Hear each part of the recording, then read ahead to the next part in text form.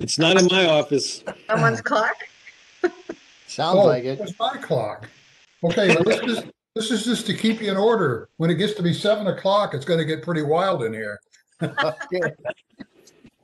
All right, should we go ahead and start? Well, Oh, since that's the clock gonged, I think so. Okay. We're missing Bob and Tony. Let's Tony give just it a, chimed in. Tony jumped Oh, in. there's Tony. Okay. Just waiting for Bob.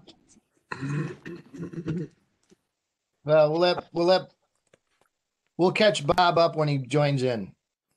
So, Lori, you want to go ahead and get us started? Sure. We call this Plan Commission meeting to order. This meeting has been given notice in accordance with Section 19.83 and 19.84 Wisconsin statutes in such form that will apprise the general public and news media of subject matter that is intended for consideration and action. Roll call shows all members are present except for Chairman Walter and Commissioner Williams. Oh, there he is. He's here. He popped in. Okay. A motion would be in order to appoint a chairman pro tem. So moved. Who's that? Give me a name. Bill? Okay, second? Second, Millis. Okay. To appoint Trustee Trustee Baum? Ball. Trustee Ball.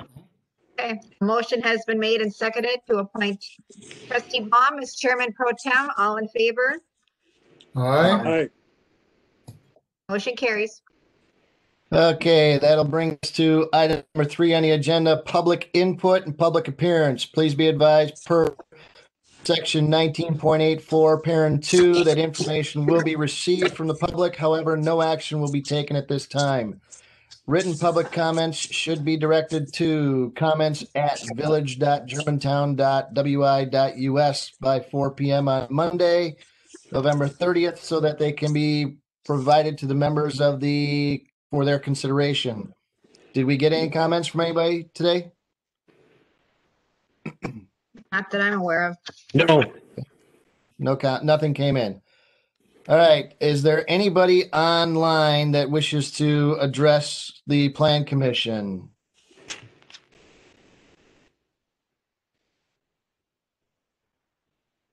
Tracy or Bruce, did you want to talk to the Plan Commission about anything?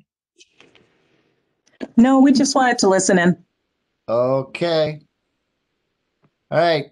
I don't see anybody else looking to chime in, so I will move on to item number 4, new business. Item A, Community Development Department, future land use discussion, neighborhoods, districts, and corridors as part of the Germantown 2050 Comprehensive Plan. General discussion, no need tonight. Okay, Jeff, I will turn it back over to you. All right, thank you. I want to welcome everybody, the Plan Commission members, members of the general public. I see we have a couple. Also, our consultant, Grafe, represented by Craig Hebner and Danya Littlefield. We'll get into some intros a little bit later, but I want to start off with just a little bit of background. If you recall, our last workshop dedicated to the 2050 plan was back on February 24th. At that time, we discussed the future land use plan map component of our 2050 plan. And the concept of our neighborhood district and corridor concept, where we'll be identifying place-based geographic areas that we ultimately will develop future land use policies to guide future growth and development, and those will be presented in both sort of a map and in a tabular form. Back on our meeting on October 12th, when we first tried to reboot the 2050 plan project after our COVID-induced layoff, we discussed having Grafe work with us in a workshop setting to help us pull together a neighborhood district and corridor map and table that we would be posting on our new social pinpoint platform for public viewing and comment as we lead up to a mid-January community conversation meeting. Since that time, staff has been working on revisions to the NDC map and table, discussed back in February with the Plan Commission members, and staff initiated revisions based on other discussions at Plan Commission and board meetings that we've had since then, to pull together the contents of the map and table that will be the focus of our discussion this evening and our presentation by Grafe. I just want you to keep in mind that this effort continues to be somewhat of a draft product and subject to change as we move forward, including things as simple as the names that we've picked for our neighborhoods and districts and corridors. So what we want you folks to do tonight, Plan Commission members, is focus on the neighborhood district and corridor component. And we'll be giving you digital copies of both the map and the table within the next week for you to take a closer look at on your own and provide comments and feedback on before our next meeting on December 14th. One last thing before I introduce Craig. We did a run through earlier today, and we noticed that depending upon how you have your screen laid out with your various pictures of everybody attending, and whether you've got the full screen option open or not, you may have some difficulty viewing some of the smaller print. So I would encourage you to adjust your layout and your screen size as we move forward and listen to the presentation. With that said, I'd like to introduce Craig Hebner with Grafe and Danya Littlefield for our discussion this evening. Thank you. Great. Thank you, Jeff. And maybe before I start talking, just any questions from Plan Commissioners on Jeff's introduction? No. Perfect. Well, then I'll share my screen here and pull that up so everyone can start to get comfortable with just viewing the screen that we have up here. So as an introduction again, I think I've met all of you, but my name again is Craig Hebner. I'm serving as the project manager for the comprehensive plan update for the village, as well as the ongoing comprehensive outdoor recreation plan, working with Mark and the village on the Corp update as well. So kind of two projects that are going on right now that Grafe is the acting consultant. As Jeff mentioned, I'm joined here tonight by my colleague Danya Littlefield, who's also a planner here at Grafe and working on both those plans as well. Tonight, I have about 16 slides, and these 16 slides give an overview again to what neighborhoods, districts, and corridors map is, and how we're hoping to utilize that as part of the comprehensive plan update for the village. So I'm going to kind of go through those slides. As I'm presenting, Jeff may interject and give some additional comments. And the hope, I think, is that we can get through these 16 slides and then open it up for conversation after we present everything. As I'm presenting, if there are any comments or questions, there is a chat function, I believe, in WebEx. If you want to jot down any comments or include anything to make sure we circle back to, that would be one option. But if you really can't hold off, feel free to interrupt as well. With that, I'll kick off. And everyone has seen the screen. Can I get a nod? Yes. Perfect. So this slide shows what's existing today as far as your plan documents and ordinance. On the left, you can see zoning map, your existing zoning map as of 2019 when we pulled this together. And then the right two images are from your current comprehensive plan. It identifies existing land uses in the middle. And then on the far right, you see the future land use map that currently is part of your comprehensive plan. For the comprehensive plan update, what we're moving towards, as Jeff referenced, is neighborhoods, districts, and corridors map. And this neighborhoods, districts, and corridors map will act as your future land use map.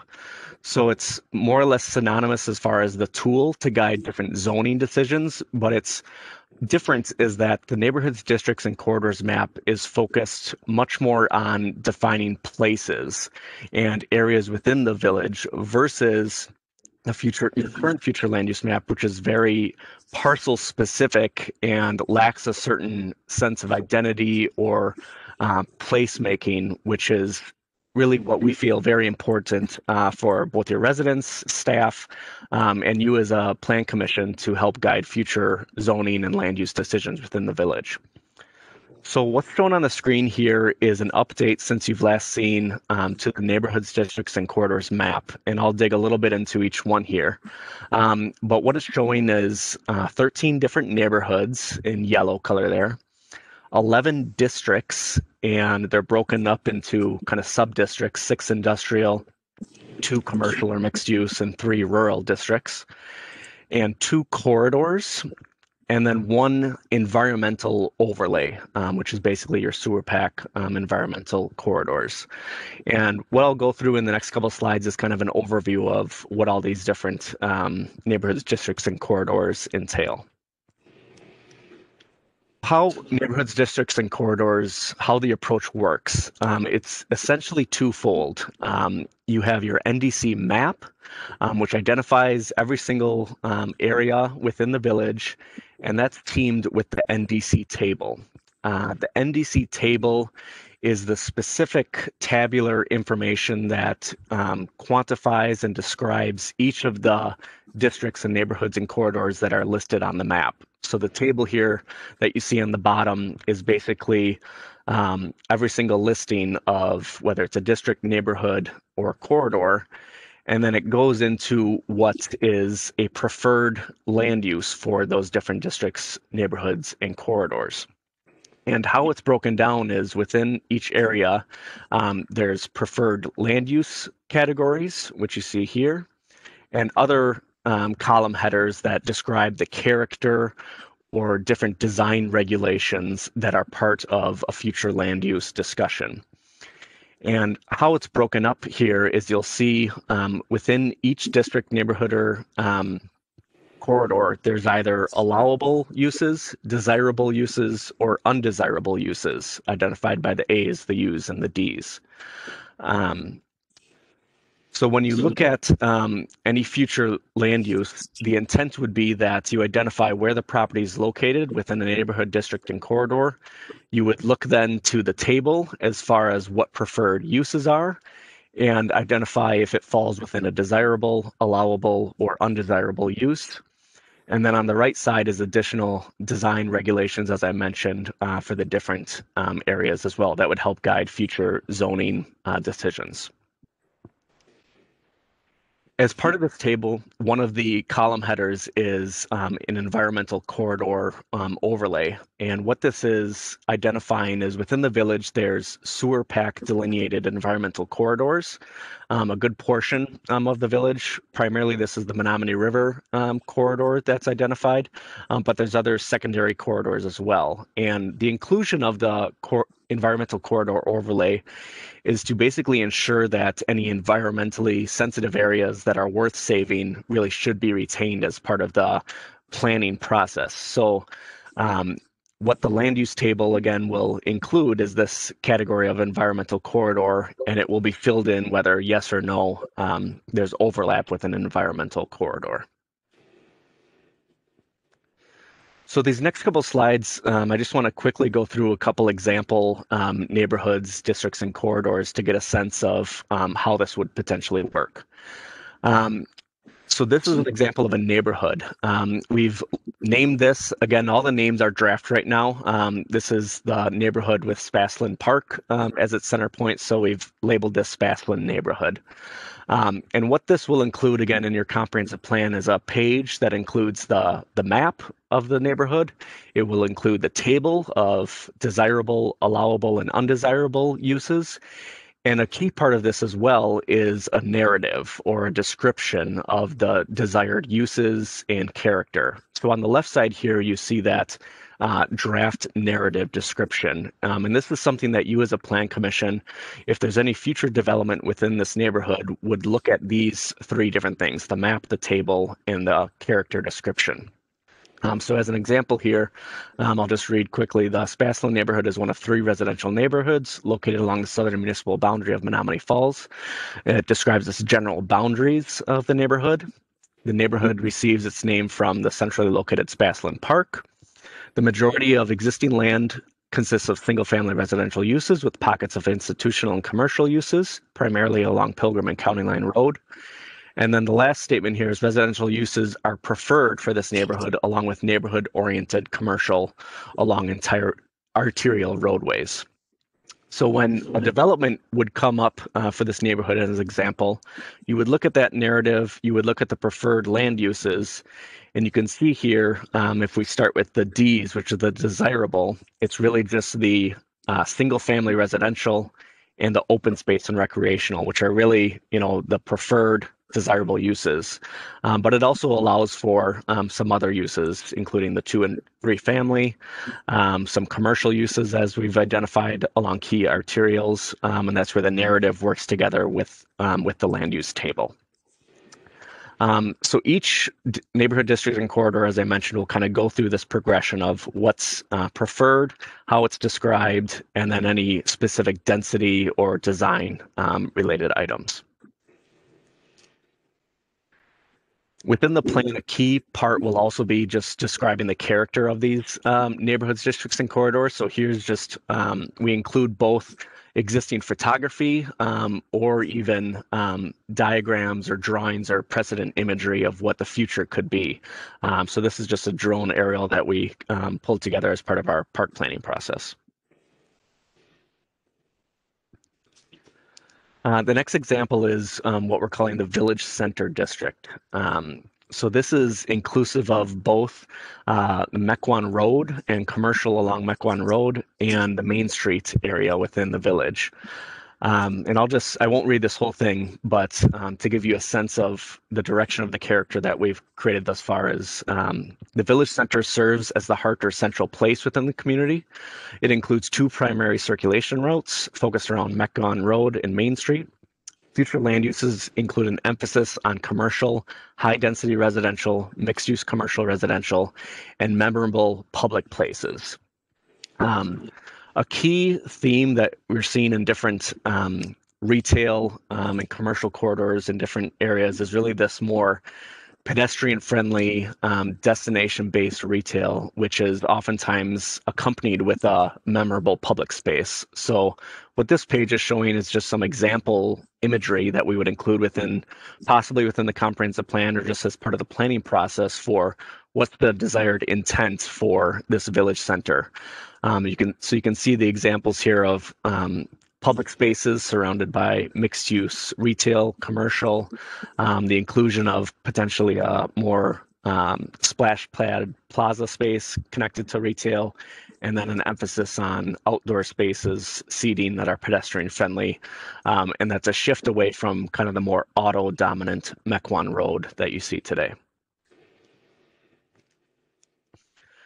The next example is looking at the north side of the village and what we're defining as the Rural Preservation District. The Rural Preservation District includes the majority of land outside of the sewer service area in the northern portion of the village. The majority, or a good majority of this area includes environmental corridors, and the remaining land is either ag land or low density residential. The emphasis that we're proposing moving forward is continued agricultural uses and open space. In order to retain the rural character of this district, we're proposing that the allowance of residential subdivisions are only permitted as a conservation subdivision. So here's where these kind of additional columns as part of the NDC table would jump into consideration, where a conservation subdivision is more of a either requirement or a strong recommendation that could be enforced with new zoning ordinances that we would pass subsequent to the comprehensive plan. The other major change that we're proposing that we'd like to discuss tonight is the recommendation or consideration of a lower density than what currently exists today in this area. So currently it's a 1 unit per 5 residential use, and the consideration for discussion is lowering that density to 1 unit per 20 acres for any individual lots that are part of a CSM.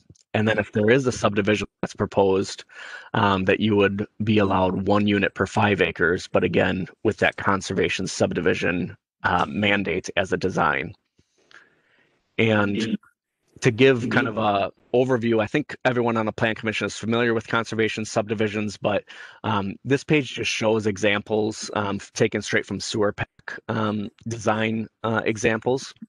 The top is all existing traditional subdivision designs, and the bottom is the same kind of tracts of land utilizing a conservation subdivision. So the key part of the conservation subdivision is really retaining existing environmental features, a certain percentage of open space, and really helps to retain a rural character along major roadways within our rural preservation district and not allow for additional developments along immediately adjacent to, I should say, roadways within the rural preservation district.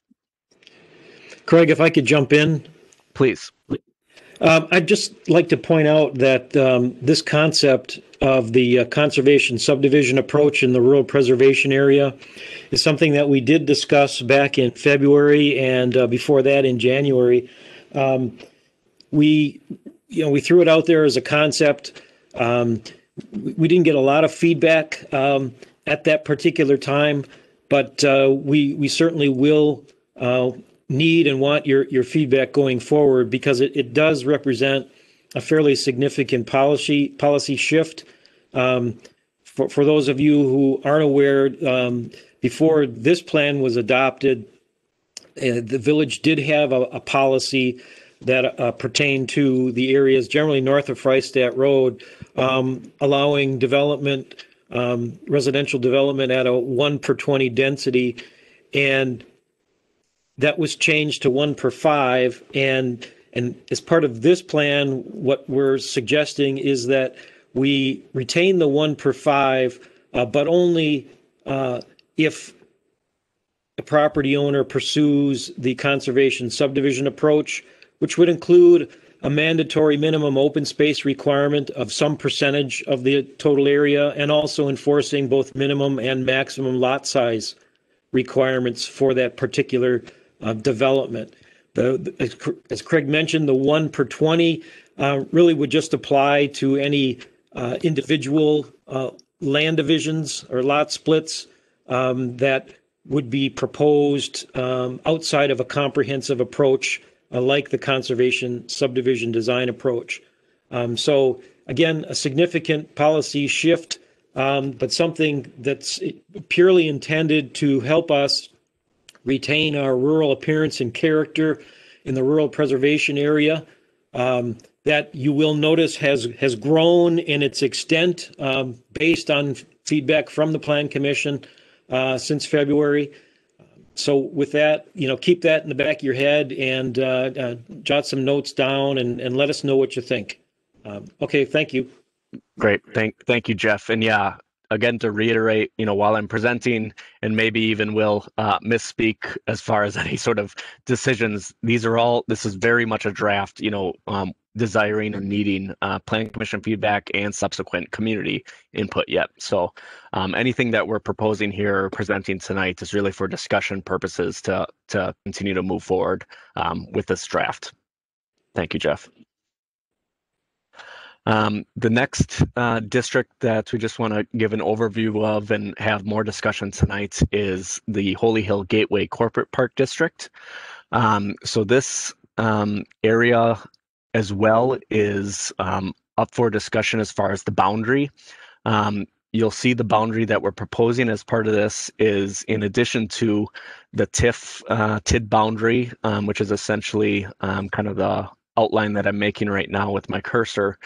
And the discussion has been, and the thought is, with an increase to the sewer service area, mainly to the north and to the east, that potential for expansion for this industrial type use could make sense in areas that are identified on this map here. So the intent for the future use here would be industrial uses are preferred for this district, along with commercial and hospitality uses that have visibility from the freeway. And again, to kind of give, a summary, this is ongoing exhibits that are being drafted as part of the sewer service study area and conversations that have been had with Village of Richfield. But if you focus primarily just on the red outline here, this is the boundary, which I'm sure you're all aware, that has been discussed for, again, this expansion of sewer service area. So when we look back and kind of toggle back and forth as far as, potential future uses, being industrial, commercial within this boundary, one of the factors that was staff consideration along with the consultant was this future sewer service area. Yes, Craig, could I jump in real quick? Yes. Could you go back one more slide, please? Mm-hmm. You'll notice, as Craig indicated, the Gateway Corporate Park District has the extent has expanded since our original representation on the NDC map. The original boundary was effectively the original TIF district boundary, as Craig pointed out. But in light of the expansive sewer service area that resulted from the extension of utilities northward along Goldendale to serve the Gateway Corporate Park area, that sewer service area, as Craig shows on the next slide, is quite extensive. And in an effort to not effectively waste the capacity of that particular area, there has been discussions. We even discussed about it at one of our last meetings. Was this notion of expanding the Gateway area beyond the original TIF boundary as part of our 2050 plan to show where ultimately that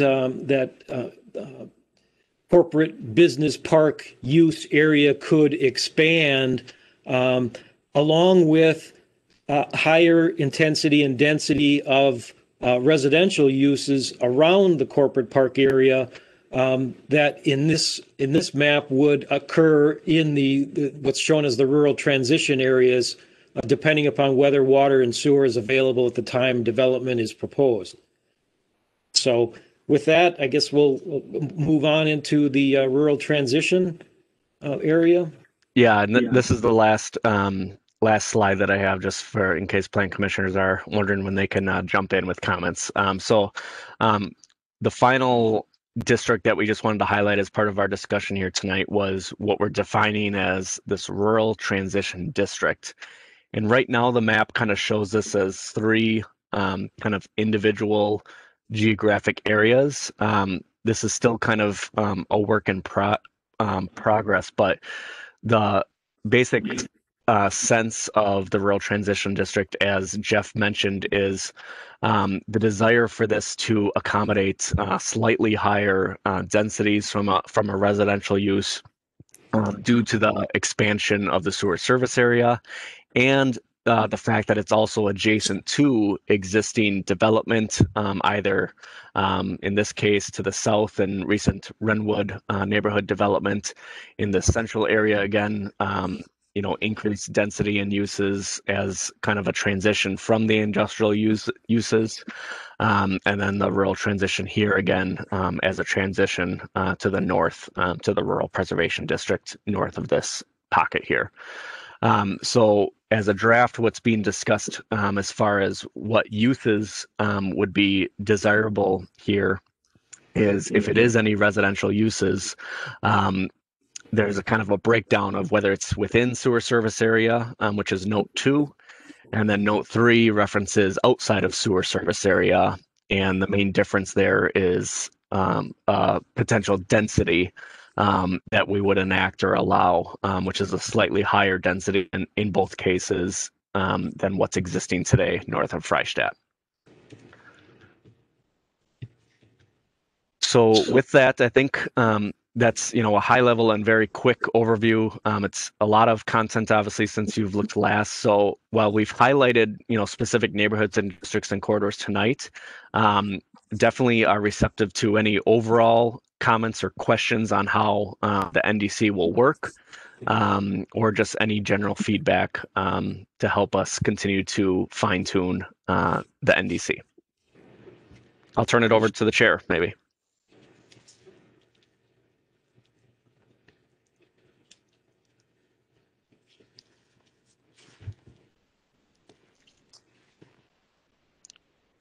Okay. There we go. Okay. Commission members, is there any, we got a couple of questions. One is one from me. Jeff, you answered that. Okay. So question I had was the sewer service area. I was wondering why we are reaching the Richfield area instead of reaching farther north in Germantown. And we got back with R.A. Smith analysis of the topography where the sewer service area boundaries reflect what sewer flows could accommodate by gravity. Yeah. But first, let me preface any further comments by saying I am not an expert in sanitary sewer service topics, and maybe others on the Plan Commission have better, more information and knowledge than I certainly do. But given the sewer facilities that were extended north on Goldendale and east, or I'm sorry, on west on Holy Hill to serve the Gateway Corporate Park area and immediate surroundings, given its depth and also the topography of the surrounding area, that solid red line represents the area within which development could generate flow that would travel by gravity could flow by gravity to the existing system in Goldendale and in Holy Hill Road, as it may be extended by additional laterals and such throughout that area. Now, to answer your other part of the question, yeah, you can see that the solid red line extends west of 41 into the village of Richfield. And why, if that red line was essentially a balloon, I think your question might be, if we squeeze the Richfield side of the balloon to its nothing, why wouldn't that bulge out on the Germantown side to allow us to incorporate a larger geographic area, including to the north, from which the system could serve additional development? Well, the answer is the geography, the topography. Now, that isn't to say that additional area in Germantown abutting or just beyond the solid red line couldn't be served. It could with lift stations and that sort of thing. But this particular boundary and the analysis that was done by R.A. Smith earlier in the year was done for purposes of representing what could flow by gravity. Okay. All right. Thank you for that. So it is a best effort line. It is not an absolute line. There are ways to accommodate other areas of Germantown with additional infrastructure. This is just the area that will be served without excessive infrastructure, the lift stations. Okay. I think that's a fair representation of things, yes. Okay. Committee members, are there any questions of the committee?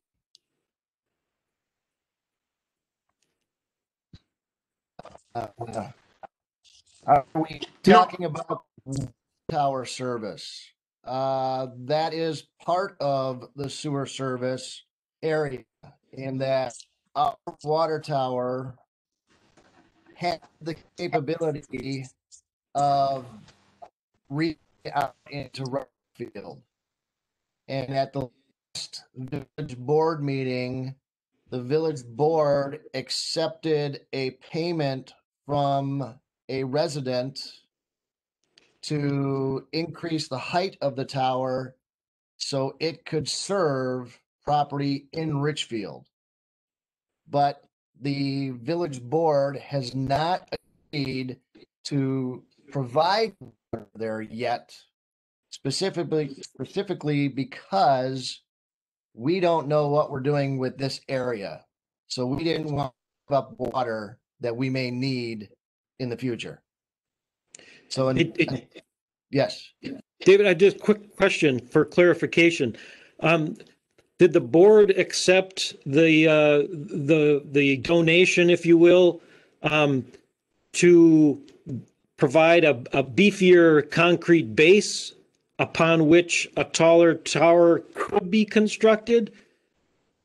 We agreed to accept that contribution had to be in our hands by the end of the week, a couple of weeks ago. I have not heard if we got the money or not. Okay, but it wasn't to actually build the taller tower. It was just to have accommodate the extra concrete in case the tower is the height is enlarged at some point down the road. That is correct. Okay. So they're only going to build a 135-foot tower, I believe the height is. But if you cut the stem in half, lift up the bulb, you can insert a new stem in there to make the tower taller. Peter, I would support the proposed approach to lot sizes and conservation subdivisions for the Rural Preservation District. Let's go ahead and jump back to that. I would agree with that. Back one, go forward one, go back one, slide before just what you had on. That showed the difference. Yes. Okay. There are a couple of people who were not involved in this discussion a couple of months ago, several months ago. Does everybody understand what the rural conservation approach is?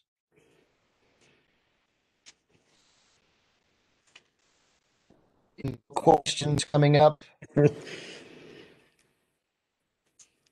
No, please explain. Okay. Rural conservation. If you, on the slide that's on the screen right now, the three upper images are conventional subdivision platting. We take all the land, 20 acres, 30 acres, we divide it up into parcels, and we sell off all the land to individual people. You have your parcel, that is your parcel to do with, nothing else happens. In the lower images, what is done there is the developer comes in and wants to develop 30 acres of land, but he puts it in his conservation group zoning, which means that he can have a similar density, but he has to limit the residential units to a smaller area. So take the two center pictures, the big yellow one at the top and the one with the small yellow at the bottom. It's the same number of houses, but this plan leaves all this other open space accessible to the general public, and it keeps it open for forever, for the future, so that people driving by or driving through the area can see what farmland was and still is. Whereas the top image, all the farmland is gone. There's no open space anymore. It's just lot on top of lot on top of lot. Okay?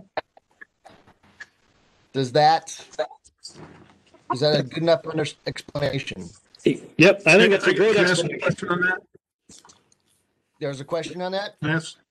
Okay. Yeah, on the I like the idea of the conservation subdivision. Who owns that land outside of the homes? Is that a part like of a homeowners association? Yes, typically it is owned in common by the individual property owners through their homeowners association. Okay, thank you. So much like in Woodland Hills, south side, there is a pond in there the homeowners association owns that pond and is responsible for maintaining that pond.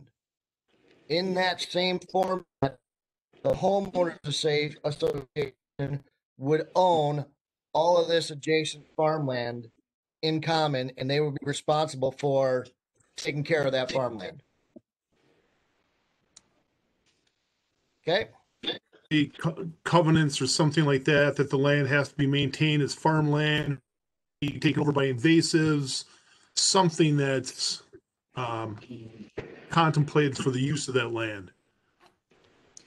Yes. In many cases, as part of the original subdivision design, the common area includes features such as walking trails or other features that are available for use by the residents, sort of passive recreation, in some cases active recreation, whether they be little pocket parks with play equipment or just a place for people to go and fly a kite or have a little picnic. Cool, thanks. Okay, going down a list of questions. Does the plan contemplate trouble areas like along County Line Road west of Appleton Avenue, where retail is just becoming vacant buildings? Perhaps more flexible zoning such as warehousing. So west of Appleton Avenue on County Line Road, down in the neck of the woods. Yeah, across from Fleet Farm. So let Jeff, me. you have an answer for that? I'm pulling up our table here. Just give me a minute here. Where if we zoom in, so the area that's being discussed, I believe, is within the County Line Road district. It's very blurry right here, but this is Appleton, and then County Line is the bottom of the municipal boundary. So we're looking kind of at this lower area, the Fleet Farm, Menards, Walmart area. So within that County Line Road district, at least right now as a draft, if we go again, so it's the second line here, County Line, Highway Q, Commercial District.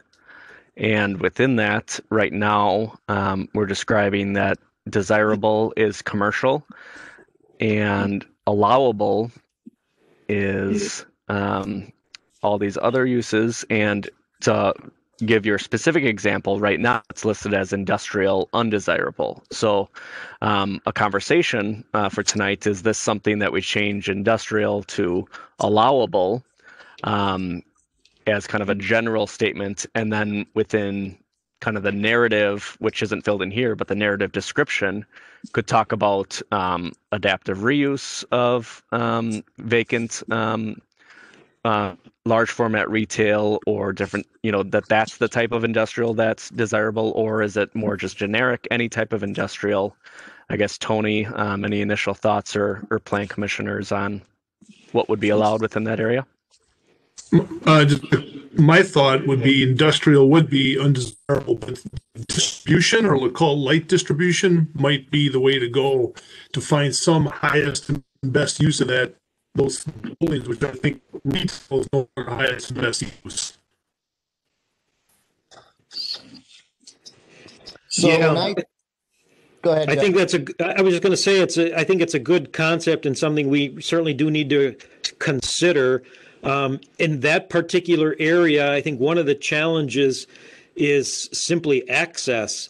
Having gone to those two centers on County Line west of the Applebee's, getting in and out just in a standard vehicle is a little bit challenging, given the topography and the way the driveways are constructed. So converting that for regular, truck traffic coming in and out might take some modification, but certainly something that we should consider doing.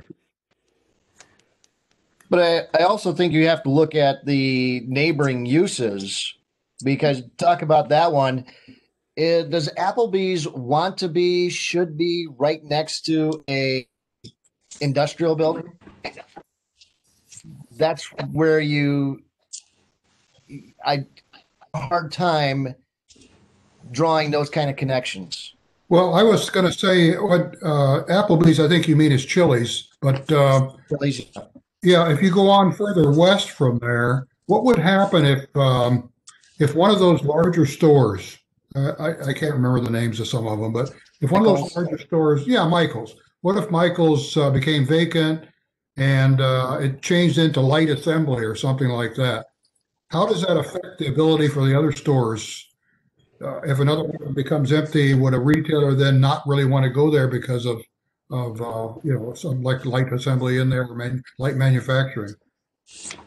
And that is the problem, is once you start to change a use, it will impact the entire area.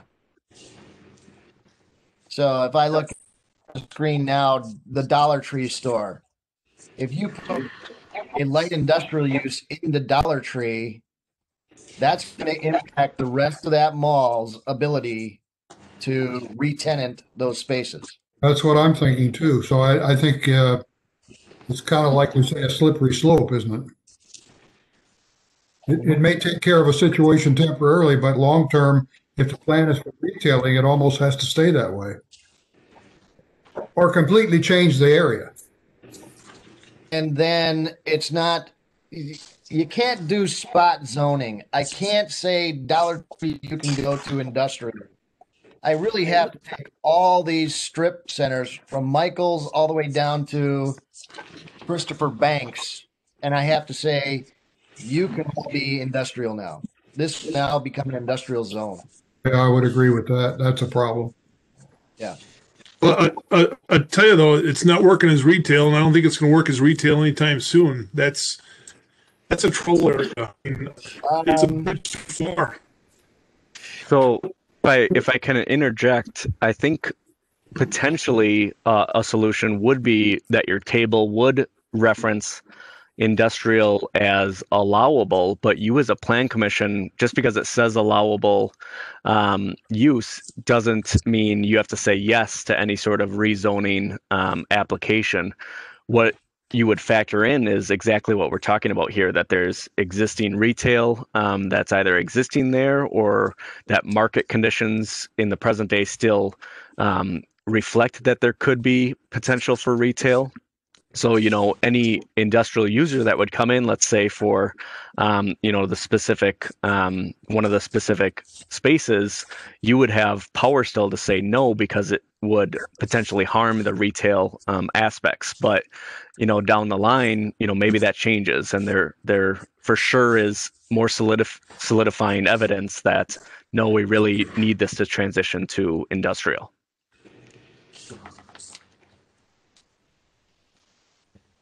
One of the things that went into the village's decision to require a conditional use permit for quote unquote big box retail back in the early 2000s was to give them the ability to require construction and design so that a large big box could be subdivided into smaller retail components if the larger store didn't make it. But certainly we didn't contemplate at that time, the fact that retail may vanish altogether in its brick and mortar format that we're so used to back in the early 2000s, and that we see, sort of under duress right now. So I think the adaptive reuse question is something we're going to need to address across all of our non-residential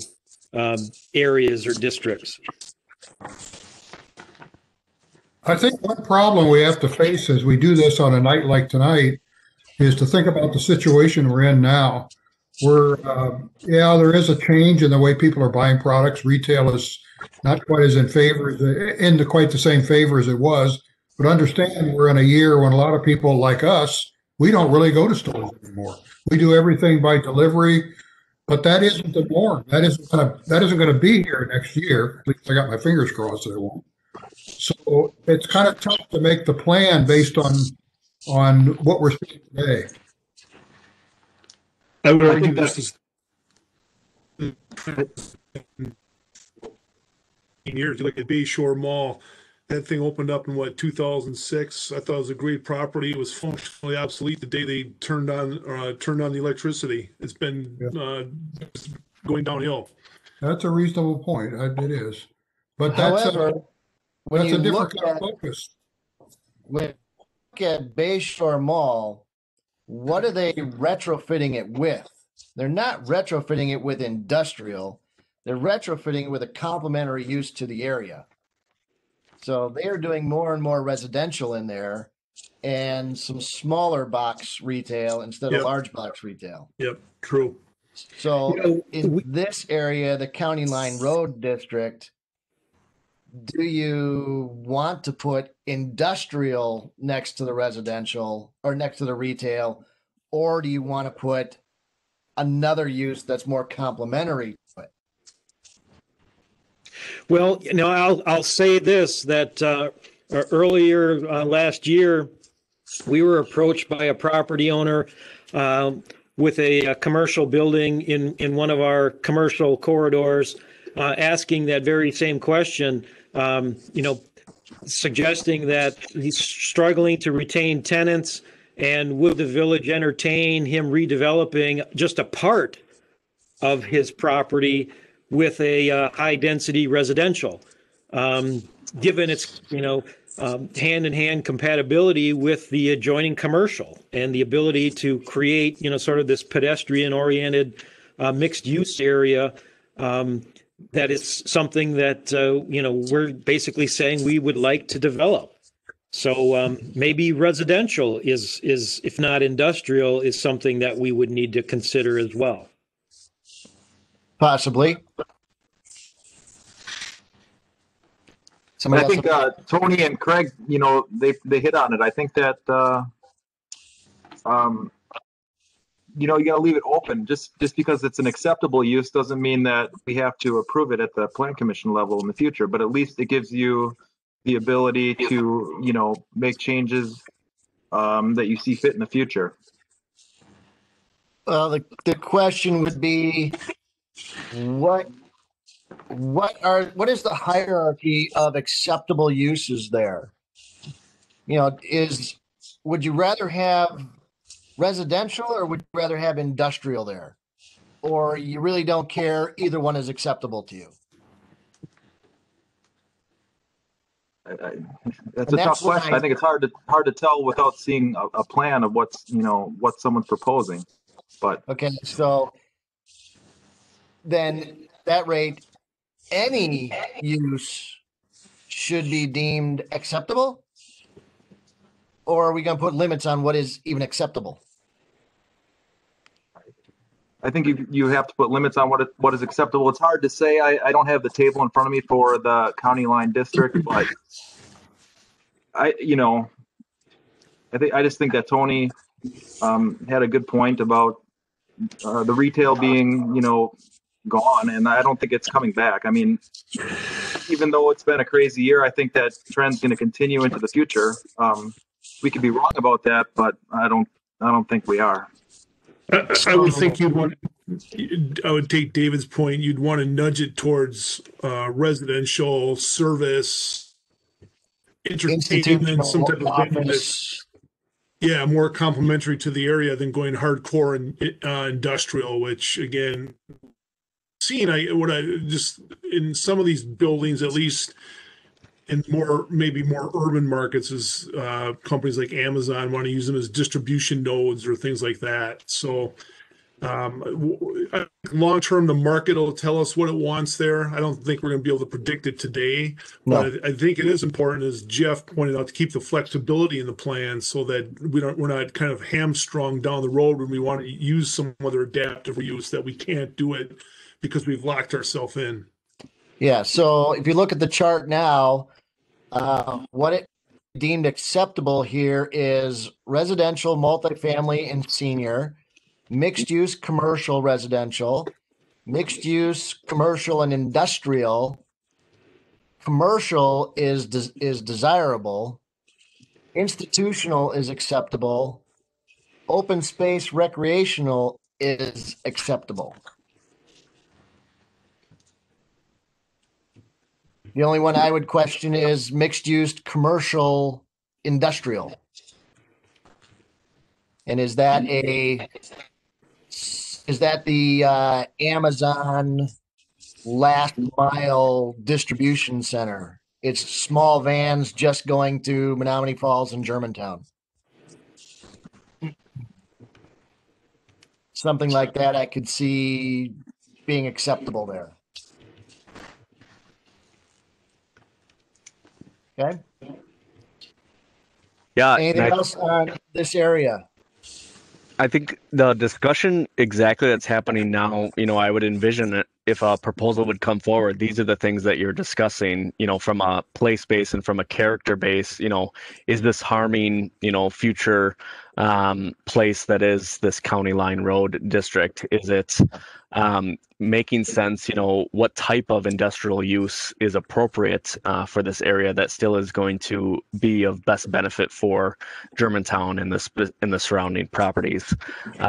So, I think potentially what's laid out here makes sense. And what I would ask, following this meeting, if there's specific types of, industrial or residential or commercial that people think are more appropriate for different areas, those are types of feedback that can help craft then the narrative or the description that staff is working with the consultant to create right now.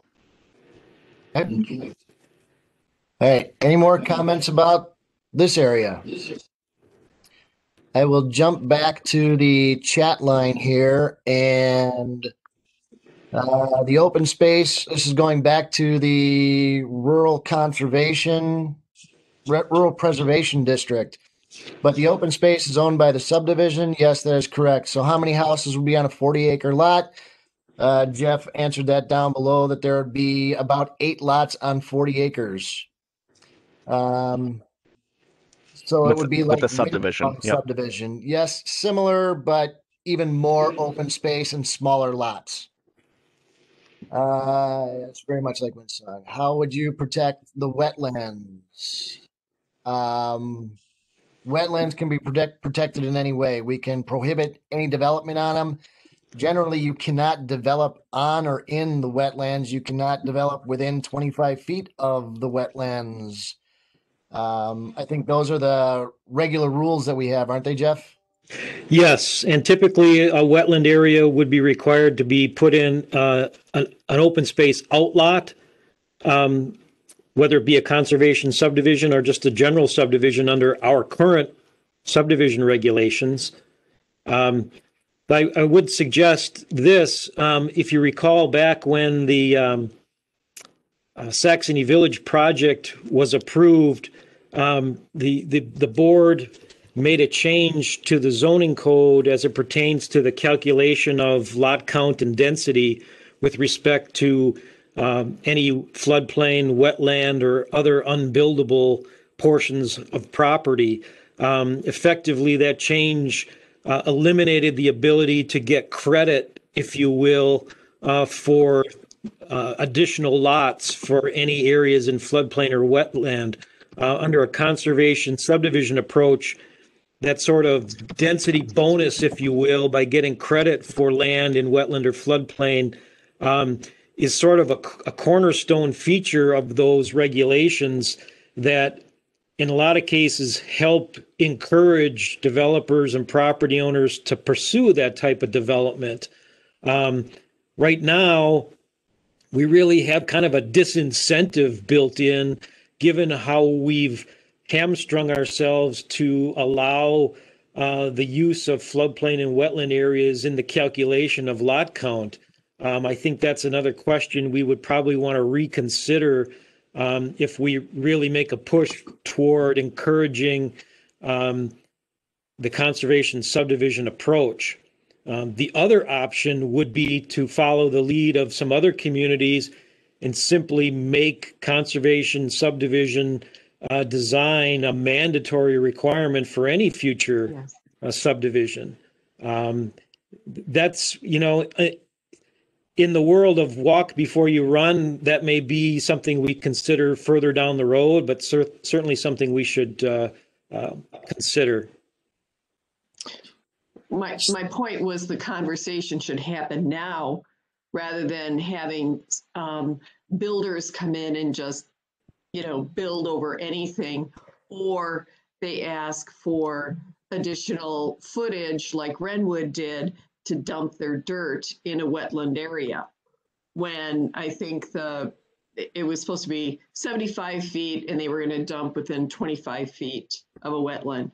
I mean, all these exceptions on PDDs and I could be wrong, but we are jeopardizing the wetlands. I don't think that everyone on the board, maybe most people do, but maybe most don't, that the wetlands are protecting the water resources that we have.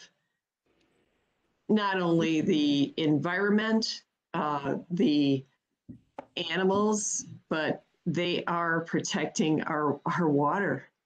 It's natural. So I think it should be, I think we should go in stricter than what we are. I think we kind of gave everybody a carte blanche that they can come in and put the lots or homes wherever they want, and filling like they did across the street. I don't see where it's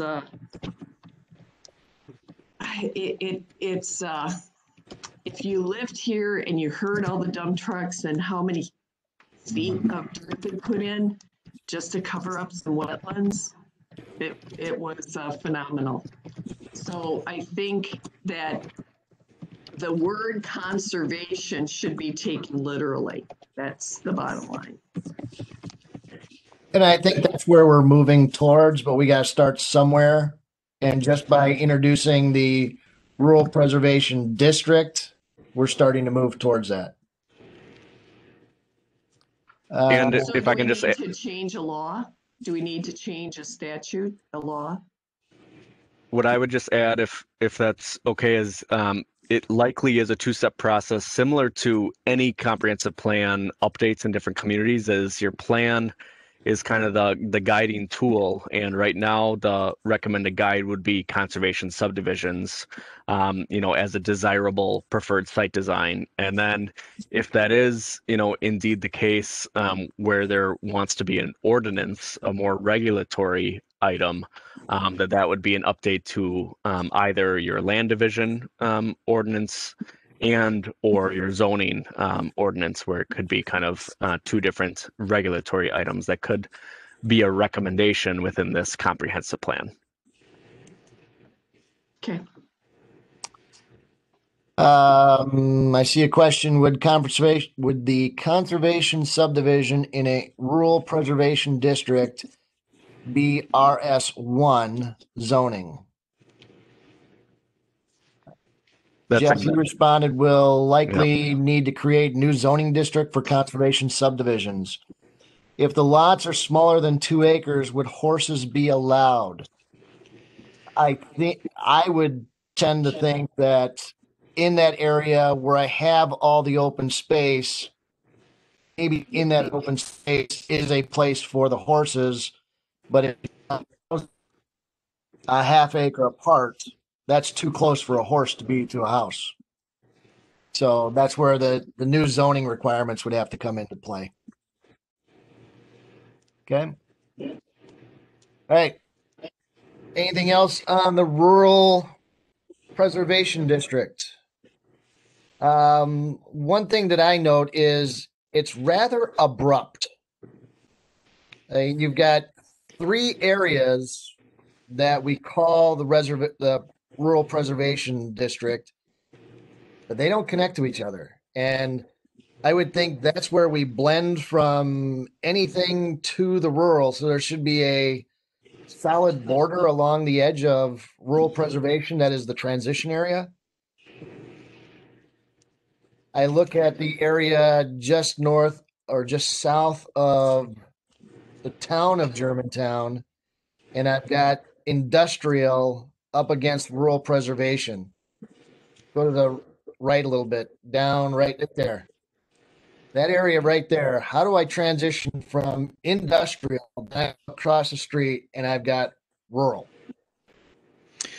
Yeah, it's likely that as part of the changes to the zoning regulations, that we would require some sort of extraordinary buffer of some sort, either distance and or some sort of landscaping or other provisions that would provide some protection between the two the uses.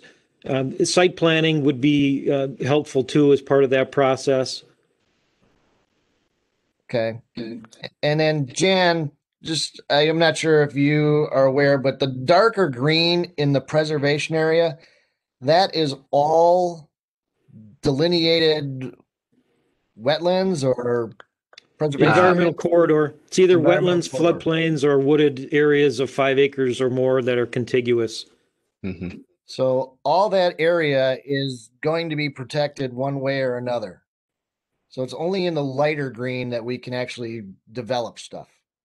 Well, I would say this, that the environmental corridor boundaries shown on this NDC map reflect the sewer pack boundary for environmental corridors. And Craig, I don't know if you want to go back to that one slide you had that just showed the environmental corridors. You know, if you look at our current 2020 land use plan map, you'll see essentially the same boundaries for environmental corridors. And in the current plan, there was a policy that the village is going to develop some regulations to deal with development within those particular areas. And that just honestly just never happened. So the desire this time around is to essentially repeat the same policy, but come through and develop some actual specific regulations or provisions that deal with development that might encroach in or be upon those lands that are designated as environmentally sensitive.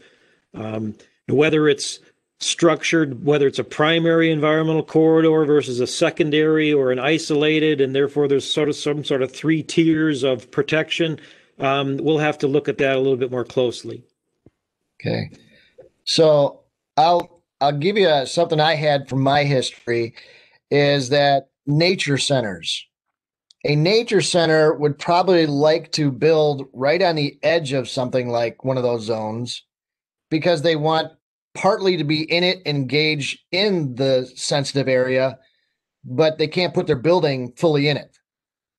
And it's a building like that that's kind of a hybrid that I would welcome going into that wetlands area to help educate people and demonstrate the wetlands and work with the wetlands as opposed to keeping something like that 100% outside. So there is in my viewpoint, there is a special circumstance for building in or adjacent to wetlands that close. Right. I would tend to agree with that.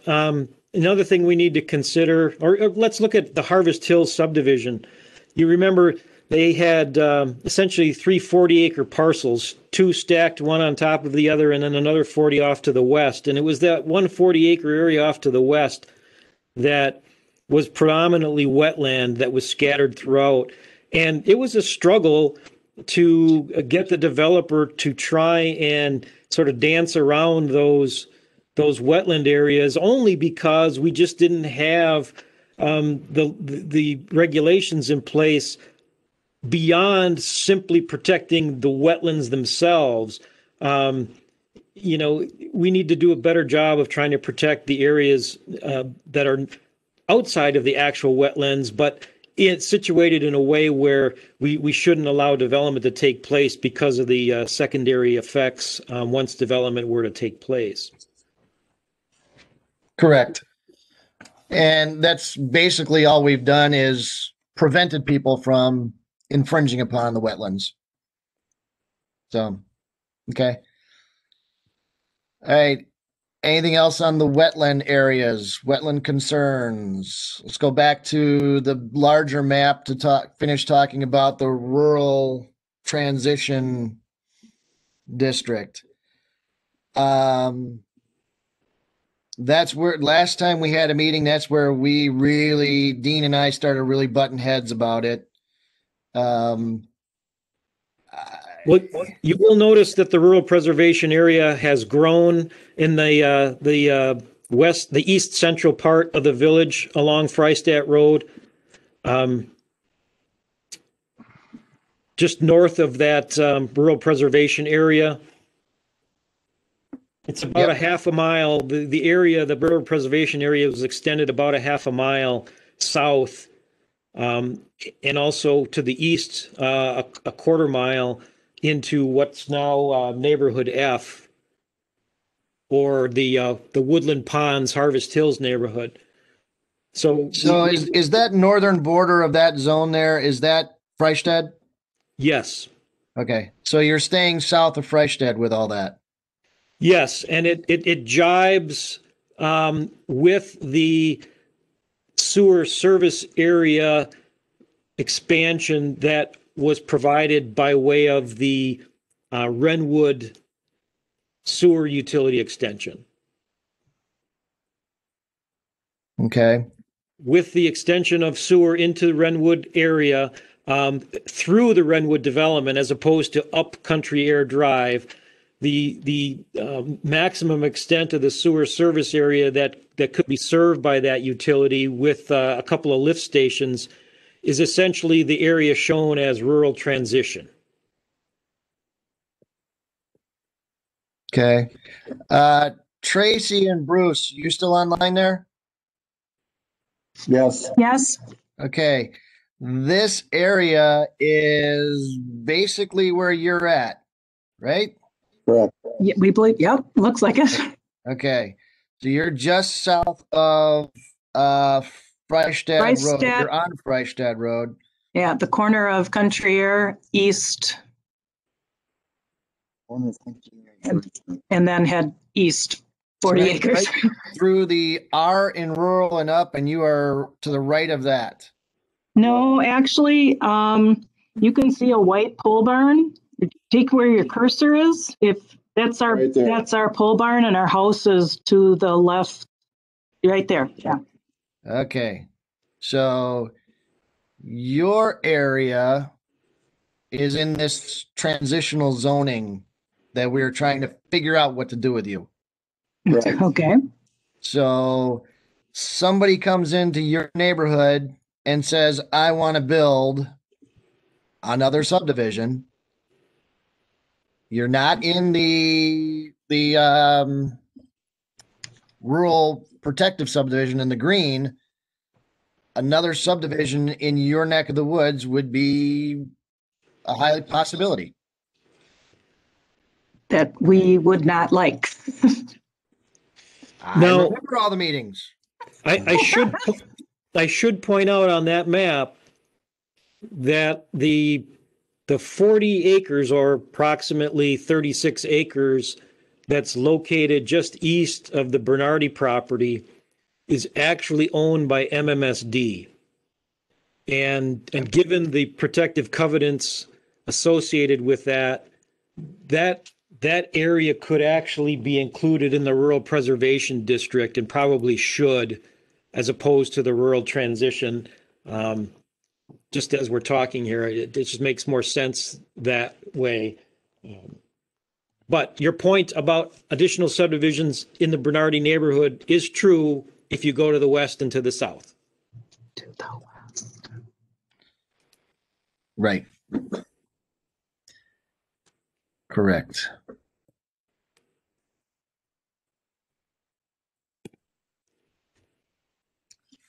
Okay. All right. And the MacArthur neighborhood is single family housing. I go across, and that's the Freistadt Road cutoff. That's always been the cutoff as long as I've been in this community. Anything north of Freistadt was 5 acres or more.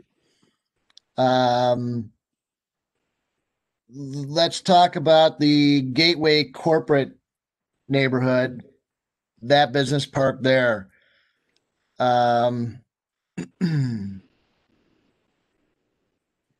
What's the intent there? I can build an industrial building anywhere in this pink area, right? Yes, this is Craig. So right now, how it's laid out is very generic as far as industrial being desirable. What could happen is there different type of industrial that make more sense in different areas here? I think one thing that we brought up way back in January, February is, once you cross, north-south, is that Bonnywell? Not Bonnywell. Rockfield?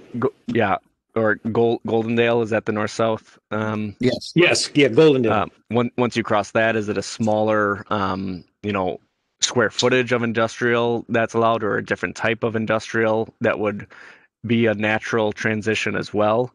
So right now you have the large Briggs and Stratton, 500,000 or whatever it is, million square foot type industrial buildings that are appropriate in this area, but is that the same that you want to say is appropriate in this area, or is there different limitations, like I said, on either size of or type of industrial? One of the things we have built into the 2050 planning effort is to take the NDC concept a little bit further with respect to a few of the districts, including the Gateway District, the Village Center, and the Country Air District. And that is to provide a little bit further conceptual detail of potential development scenario within that area that would show, whether it be with some sort of bubble diagrams or other, your typical generalized land use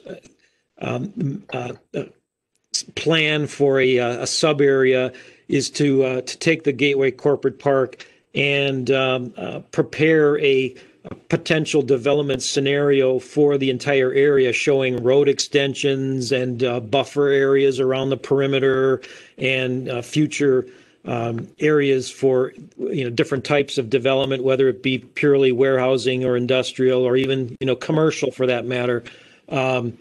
So that's one of the things we need to consider as well, that it's not intended that the NDC map is the point at which we just cut property owners or developers loose and say, go at it and tell us what you want to do and where.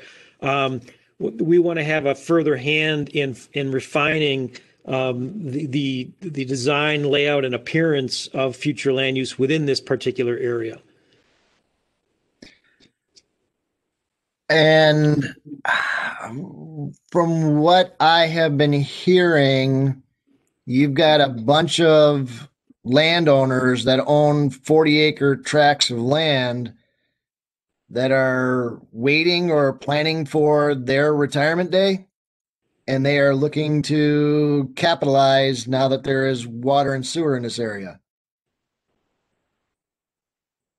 And how do we engage them to say, you can build a warehouse, you cannot? You're across the street from one another, but sucks to be you. Well, right now we've pretty much defined where you can by the extent of the existing water and sewer laterals in the ground. Certainly somebody just can't go and develop a part of the Gateway corporate area along Highway 145 just west of the town simply because it's in the purple area.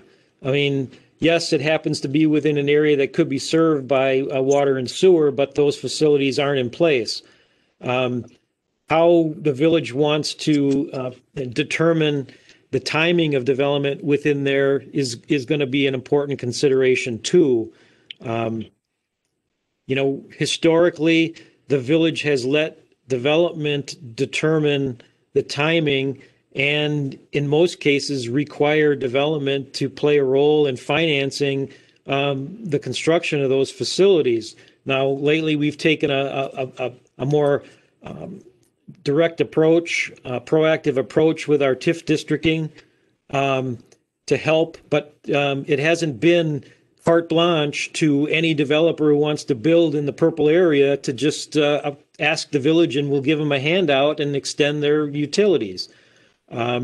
That's something we're going to need to address going forward and how we want to time development within this area. Keep in mind, this plan is a sort of a 2050 build out scenario, and we're barely at 2020. So, yeah, but at the pace we're going with this park, it's moving fast. Right, and I think the next logical step, if this plan were to be adopted with the no matter what shape the Gateway corporate area takes on the final NDC plan that's adopted, the next step would be to prepare that more refined concept plan for development that shows not only where and what type of development can occur, but what road extensions are going to be required, where the utilities can go, and how they logically can be extended within that area, and develop a real plan so we can make firmer decisions when individual property owners come forward and say, hey, I want to split off 5 acres for a house for my son, right across from the new water tower property. We want to be in a better position to deal with those requests than we have in the past. So, Craig, let me ask you, the upper rural transition district on this map, the southern border of that is, I believe, in the rural transition district, that's single family housing. And it's going right up against the industrial, the Gateway Park. What is a good transition between single family housing and an industrial park? The most common that you'll see just from a straight that use to the other use is more of a physical landscape buffer that you'll see.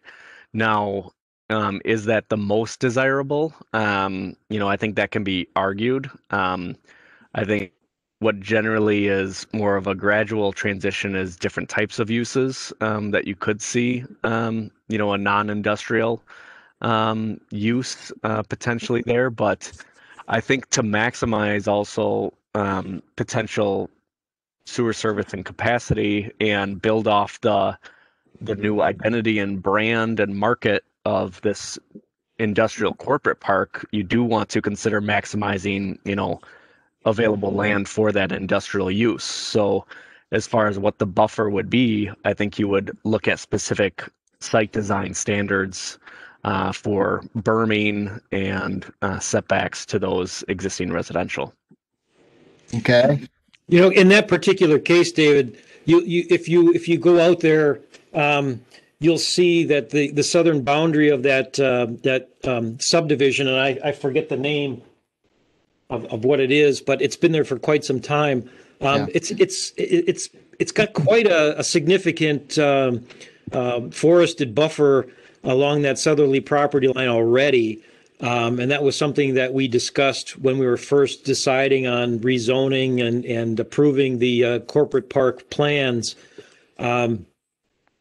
So that can be, further increased, enhanced, if you will, on the south side of that borderline as part of whatever development might occur in that particular area. And I think that's where the detailed concept plan for the area really comes into play, where we've got to identify in a more specific location basis, what issues do we need to address? In this case, we need to buffer against an existing single-family development. Further to the west, that transition area, it's undeveloped and it's farmland. So again, once we get into the details of a sort of a conceptual development scenario for that area, we can try and address those things a little bit better than we can at this point, at this higher level of planning. Okay, when does that level of detail get engaged? Well, in fact, Craig, you want to help me out here? As part of our contractual arrangement, this was one of the areas that we identified as an area that we would have Grafe help us pull together a more refined concept plan for the area. Yeah, and to respond, it's December into January. So these next 2 months is creating draft concepts. So it would be in early January that you as a plan commission would see some of these ideas. Okay. And I am quickly losing faith in berms and planting to block sound from an industrial park. I'm getting all kinds of phone calls on the one south of me on Mequon Road. All kinds of noises coming out of there. So I think and yeah, I hear that response and understand that. The question I guess I would have too, and maybe you have something already in mind, David, but there's already going to be, and there is industrial users here, large industrial users. So if it's not industrial users, I think potential alternative is additional residential that you could see within this area. And it's not a high density residential. It's more of a low to medium at best. So that low to medium is still going to be that potential residential use that will at one point be adjacent to industrial uses that are there today. So the question is kind of where does it stop? That's the question, with what's there right now and what the adjacent uses could be. I would urge that this is not high density residential because that's something that I think the village needs to focus more on the village center area to help support more of a destination pedestrian friendly experience in retail there. And then other commercial uses could be explored, I think, but specifically, in the area that we're talking about north of the road there between the rural transition, I think that's a difficult to sell for commercial uses there. okay. Then the other area that we were really talking about is south and east on this. That 5-acre subdivision. Yeah, right through there, and protecting it from any more industrial because it's being sandwiched by industrial.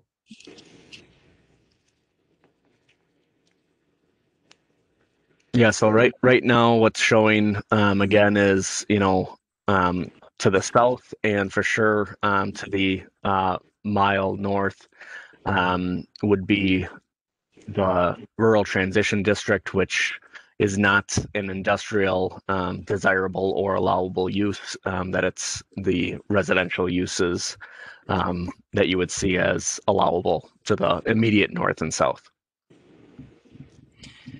Right now, if you look at the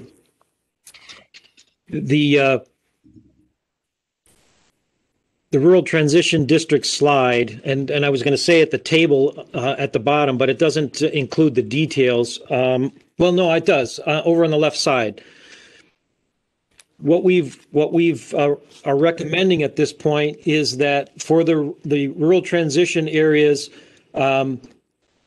outside of the sewer service area, that development, residential development could occur at the 1 per 5-acre density.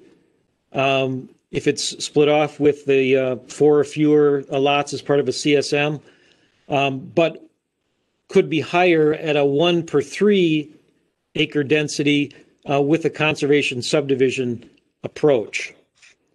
And that would include essentially the lands south and east of Isabel Farms, that area that you were referring to, the 5-acre residential area. Yep. Now, for portions of the rural transition that are included in the sewer service area where water and sewer is available, the top portion of that graphic shows that we would allow 2.2 units per acre up to 3.5 units with a conservation subdivision approach. And that's essentially RS4 zoning, which is the 20,000 square foot minimum lot size, to the RS5 district, which is the 15,000 square foot lots. So that's what's proposed at this point with the conservation subdivision approach in the sewer serviced area of the rural transition.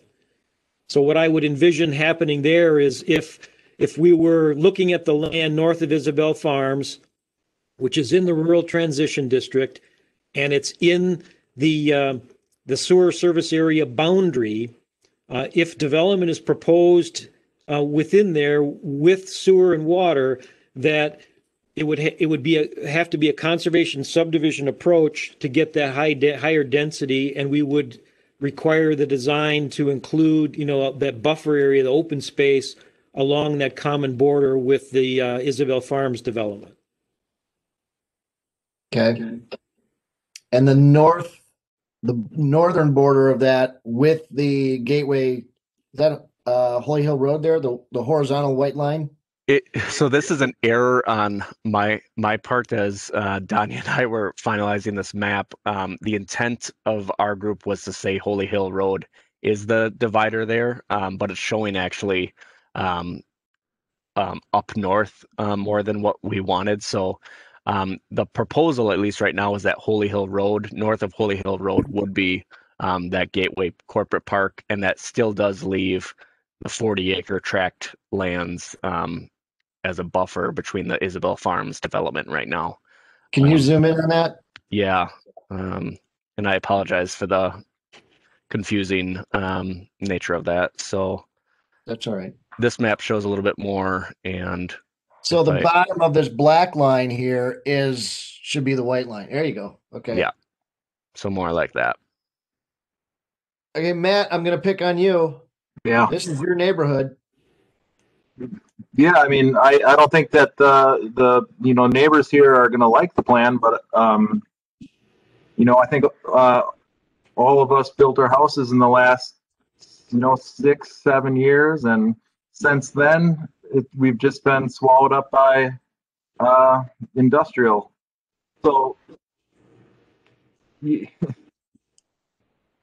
and even since the last time I saw this plan, it's the rural transition district has gotten smaller and the Gateway Corporate District has gotten bigger. So you're leaving a 40-acre field between the subdivision and the corporate district to the north, and then I guess that could all be filled in with 15,000 square foot lots, and the subdivision that we're in here right now is 200,000 square foot lots. So it's just, I don't know how that transition makes a lot of sense. I know how it makes sense to the village, I guess, but it doesn't make sense to anyone that lives here. And I think drawing this in, to Jeff's point, is going to be a good help as well to assist in, is this the appropriate boundaries for the Gateway Corporate Park and this rural transition? Because a key part, again, within the rural transition district could be, again, the requirement for conservation subdivision, where although the lot size is 15,000 square feet, it essentially could require basically open space surrounding all that, where the backyards here would still be adjacent to open space, and not a road with lots every 80 feet along the backside of Isabel Farms. Yeah, I mean, it seems like in that rural transition district you have neighborhoods, the Isabel Farm subdivision, the subdivision up in the northwest corner that's by itself, and then you also have one over by Rockfield well, actually, that is a neighborhood. I thought that wasn't their neighborhood last time. You just have quite a few established subdivisions in there. So it's kind of interesting. I would have to look at the chart a little bit more to kind of figure out what types of developments are going to be allowed to go into these more established subdivisions. How you transition. Matt, I would ask you to, give some thought to what you would recommend be allowed in the rural transition district. If what we're talking about currently is too dense, then let's I'd appreciate any suggestions you might have that we should consider. Okay. I mean, I just think you said RS5. That seems to be a little bit too dense. We just went through a big thing with the neighborhood over by Kinderberg Park, and that was RS4 versus RS5. Now we're going up RS1 against RS5. That seems like a huge jump. I understand the conservation subdivision, a part of it. I guess I don't know what that means. Like if you had a 40-acre parcel, how many homes could you have on there, and how much of that acreage would be open space still? Yeah, those details would need to be applied and factored in. Also any unbuildable lands under the current policy would affect the number of lots that could be developed. Those sorts of considerations need to be made as we go forward. But I would again ask you to consider what you think might be more acceptable in terms of a transition area, because that's what it is. Particularly as it applies to those areas that are served by water and sewer. I mean, one of the things we need to consider as a policy is how much of the infrastructure we put in the ground and the capacity that it provides. Ideally, are we going to take advantage of or not take advantage of as we allow development to occur within the service area boundary? I mean, on one end of the spectrum, arguably, we don't want to simply say all you can develop are 20-acre lots in an area that could be served by a sewer service. Or maybe we do. That would be a policy choice that would need to be made, and those sorts of considerations made in making those decisions. Right. Yeah, I agree with you there. I will think about that a little bit more as far as what density seems more acceptable for that area. It does seem a little, I don't know, what's the word I'm looking for here? That development shouldn't be dictated by the size of the piece of pipe in the ground. I'm going to get it, but if you go by that, then it doesn't seem like the right way to go about it. There's got to be some middle ground there.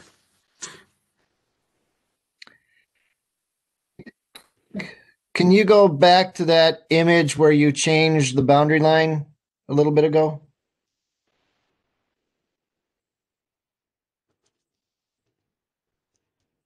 So our boundaries are always at roadways. And what if from Holy Hill Road north,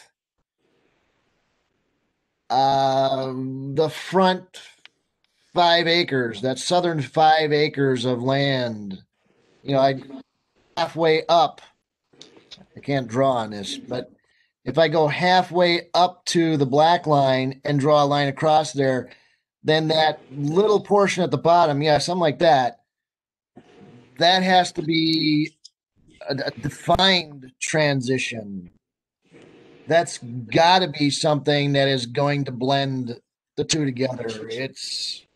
I don't know what it is, but I look at the west side of Goldendale, and we got what's his name's house there, and what's down below that house. Those are a bunch of residential units. Which area are you talking about? right above the cursor there, right there. What are you circling now? Oh, you mean the Wetterall property? Yeah, his house is in there, and then south of Wetterall is what? Closer to the bottom, go Horses down. and a wetland. A And second Wetterall house and then wetlands. Yeah. Okay, so I got so much like that, not disappear. Okay, much like that. If I went from Goldendale Road west and picked up those two houses and said, "There's a transition zone. We want those. They can be residential." You got a couple of farmhouses up here on Holy Hill Road. Is there something that we can say that there's our transition? We have to be down to something in that space. To answer, yes, there absolutely can be kind of written in within the neighborhood districts and corridors kind of narrative description, whether or not it's on the map. But what I think could be a solution is within a narrative description, as you say, properties fronting Holy Hill Road or properties adjacent to different districts, that there's X design standard, whether it's a specific 250 feet, 500 feet of something distinguishable. I think that's part of that detailed plan that you guys were talking about. Yeah, whether it's, a specific use or it's again just a specific design, landscape or setback type element or open space. Those would be, things to consider. But, I like the idea, as one potential, is it within adjacent to Holy Hill or Goldendale that there's more of a smaller footprint, potential building, as an example, or specific type of use that's more of a transition. Or as Jen's pointing out here, you got to dedicate that over to parkland and it's planted with trees and it's an amenity for the area. It's a buffer amenity. So, okay. yeah, I think I like that idea. I don't know how feasible it is, but it seems like if something was set in there and you could just provide a little bit more richer of a buffer than what you see west of there on Holy Hill Road. I mean, you got the berms and everything, but they don't really provide much of a visual buffer.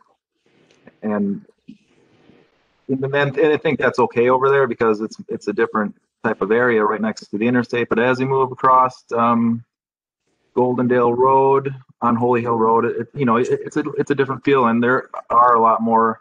There's even residences on the north side and the south side of Holy Hill Road at this point. So, a good example to look at might be Mequon Road along where the business park is. The existing business park has a mandated 150-foot buffer area south of Mequon Road.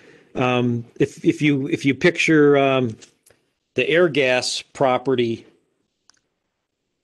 and the buffer that's been provided in there between the berming and the rather significant amount of landscaping, plantings and such, is that I assume that's more of the type of buffer, Matt, you would find acceptable in the area we're talking about here. yeah, I think it would make a big difference. In my past, I would have agreed with that, but I'm listening to all these people just north of there complaining about the noise. That park is still generating substantial noise, and this is a extremely dense subdivision. Although some people say it's 5-acre lots, there are 1-acre lots in there. Where are you talking? Over by the Germantown? Friedenfeld neighborhood, Okay. right above the Germantown Business Park. Mm-hmm. That neighborhood I'm getting complaints out of them about the business park. And it's a business that is down by the word district that is creating the noise. That's how far that noise is traveling.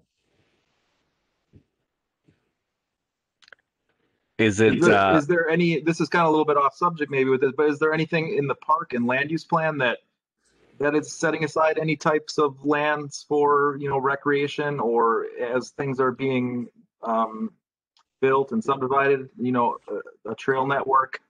Is that part of this plan as well? yes. So an emphasis of the 5-year, their 5-year court plans, there's a major emphasis and desire from the community for connecting existing parks via off-street trails, as well as on-street or kind of sidewalk additions as well. The discussion has been had as well as far as new land for either a park or recreation facility, whether that's a outdoor sports field complex or similar type use. That might not be, an immediate priority, but the trails is definitely something that is being discussed with right now priority along Menominee River and how to potentially create trail systems for that.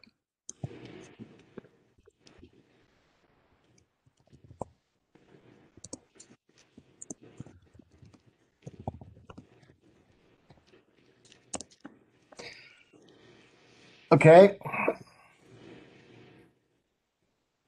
Is there any other area that anybody wants to talk about? Matt, I think this area up by you, between Gateway Business Park, Rural Residential District, I think that needs some finite detail work, which will be coming in successive meetings here. But that's where I have most of my heartburn, is in that area.